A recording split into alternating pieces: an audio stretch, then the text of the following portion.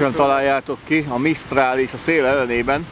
Ismét itt állunk Agmordban, a templomos lovagvár, illetve a keresztes hadjáratok induló állomása előtt. Miért is tértünk ide vissza? Azért, mert egy interjúba, egy röpke villanási látogatásba nem fért bele minden információ, amit szeretnénk veletek megosztani. 9. Lajost keresztes hadjáratai és a kereszténység érdekében elkövetett dolgai miatt szentté avatták. És valóban az 1200-as években Franciaország katonailag is, gazdaságilag, politikailag is Európa vezető hatalma volt.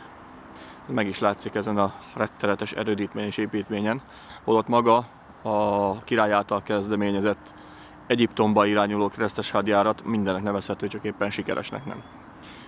A király bár többszörös sikereket ért el, a visszavonulása során megvádolták, hogy kapitulált, ezért a megmaradt haderejével együtt egyszerűen az ottani arabok fogságba ejtették, amelynek váltságdíj, egy brutális váltságdíj árán kerülhetett vissza katonáival együtt Franciaországba. Hát akkor ne tétovázzunk, hanem nézzünk ennek az építészeti remeknek mögé, és nézzük be, hogy hogy él egy francia kisváros belső részében, most turisták nélkül. A váron belül már azért hallhatóan kevésbé csíp minket a Mistral szele, ez az északról érkező kőkemény centrálmasszívos hidegszél. Bizony ott az az ágaskodó torony a háttérben a várfalon kívül, amelyik a kikötőt védte, a donzson, ennek a múlt heti megvizitálása és belső megnézése maradt el. Na, ezt akarjuk bepótolni. Nos, hát itt volt a pénztár is, ennek megfelelően bejutottunk a múzeum és a felső körútnak a lényegi részébe, hogy beóvatoskodunk, és kezeltetve a jegyünket fölmegyünk a múzeumba. Első relikviája azoknak az embereknek az emlékére, akik átkeltek a keresztes hadjáratot lebonyolítani, és bizony sokan nem tértek vissza. Némi nevű útbaigazítás után megkaptuk a lehetőséget a torony és a múzeumok megvizitálásán, a gyönyörű belső berendezés, és valószínűleg rendezvények megtartására alkalmatos belső és külső terek. Próbálom kézomegés nélkül fogni az eddig nehéz gépet, de hát majd lesz ez még másként is.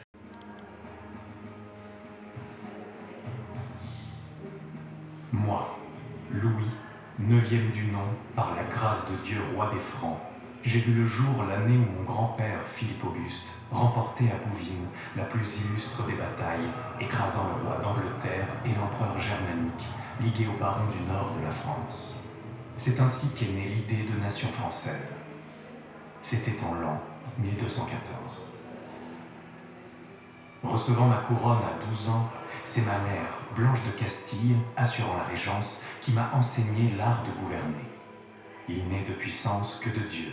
C'est le second enseignement de ma mère qui m'a appris l'amour de Dieu et de son Église, l'humilité et la justice. En Languedoc, nos vassaux, le comte de Toulouse et le seigneur de Montpellier, alliés de l'empereur Frédéric, maître de la Provence, avaient laissé se répandre l'hérésie cathare. La guerre a fait rage durant 20 ans, jusqu'à ce que ma mère, en 1229, signe la paix avec l'aide du pape, des Templiers et des Hospitaliers, implantés près de Saint-Gilles, de Psalmodie et de Saint-Christol. La création de sénéchaussée à Carcassonne, puis à Beaucaire, et l'installation de mon frère Alphonse, devenu comte de Toulouse, nous a permis d'administrer directement ce pays de Languedoc en y plaçant des hommes de confiance nommés par nous. Les Occitans pouvaient enfin goûter la paix du roi de France. Sur ce coin de terre, j'avais lancé de grands travaux depuis 1240. Un château dont le donjon servait de phare aux navires, un port et une ville. Pour montrer ma générosité et y attirer une bonne population, j'ai accordé aux habitants de larges privilèges et libertés, et une exemption totale d'impôts. J'ai aussi tracé des routes et fait ouvrir des canaux pour faire de mon port une étape obligée dans le commerce méditerranéen. Et peu à peu, la ville s'est dressée, rassemblant des habitants venus du Languedoc et de Provence, mais aussi de Gênes et de Barcelone venus faire souche en ce lieu jusqu'alors vide d'hommes. En décembre 1244, Dieu m'a libéré de la mort pour prendre la croix et partir défendre les lieux saints d'Orient. 4 années ont été nécessaires pour préparer cette expédition, rassembler hommes, bêtes et nourriture.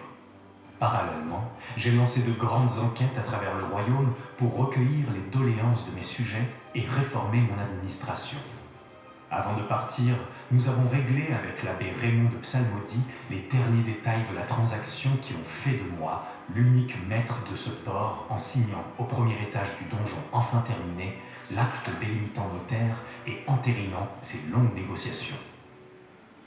Et c'est finalement à la tête d'une armée forte de 25 000 hommes et 7 ou 8 000 chevaux que je quittais Aigues-Mortes le 25 août 1248 pour la croisade qui m'a tenu éloigné de mon royaume pendant 6 années. Pour protéger la ville des ennemis, des rôdeurs et du vent qui souffle avec fureur sur cette terre, je lui ai accordé en 1266 la construction d'une enceinte. Pour en financer les travaux, j'ai instauré une taxe sur toute marchandise qui transitait par Aigues-Mortes.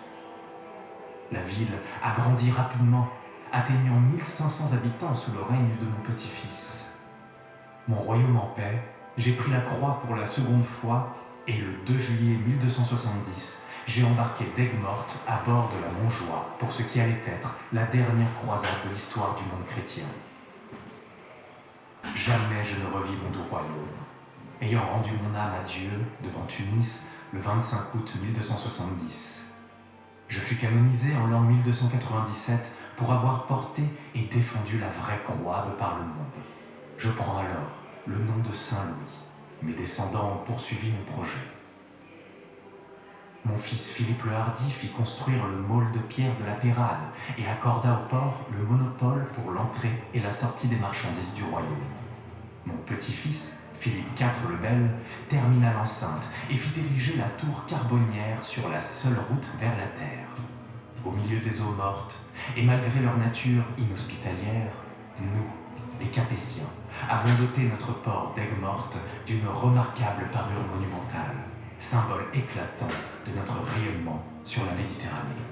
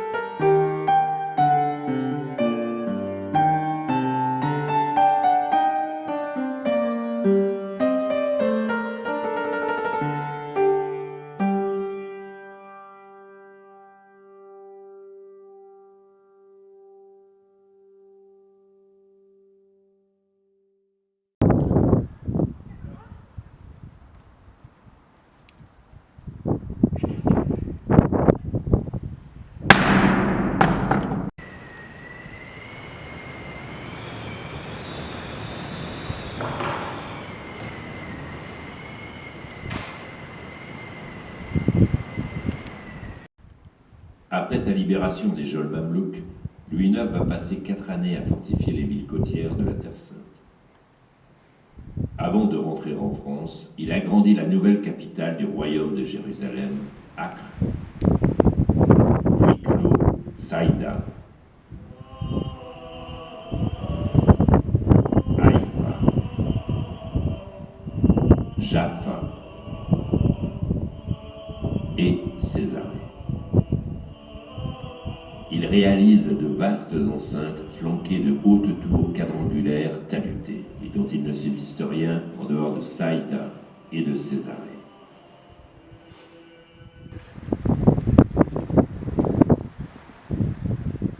On arrimait au-dessus des tonneaux d'eau et de vin. Le matériel de guerre, provisions et marchandises. La cale pouvait emmagasiner 450 tonnes. On y trouvait également la cuisine et, anecdote originale, chaque passager était autorisé à y apporter du charbon de bois pour y préparer son repas. Les entreponts ont une hauteur d'environ 2 mètres. L'entrepont principal servait aussi bien de logement pour les passagers que d'écurie pour les chevaux. Les hommes ne disposaient que d'une place très exiguë de 63 cm de large pour 1,75 m de long, chèrement louée et sévèrement réglementée. Le second mât est appelé mât de misaine. Il tire son nom de l'italien mezzana, qui signifie « qui est au milieu ». Ce dernier mesurait 32,50 m. En s'amincissant vers le haut, ces deux mâts portent à leur extrémité une pièce de bois appelée calcet, servant de fixation à 2 réas, c'est-à-dire des poulies présentes de chaque bord. Des portes en roche belle.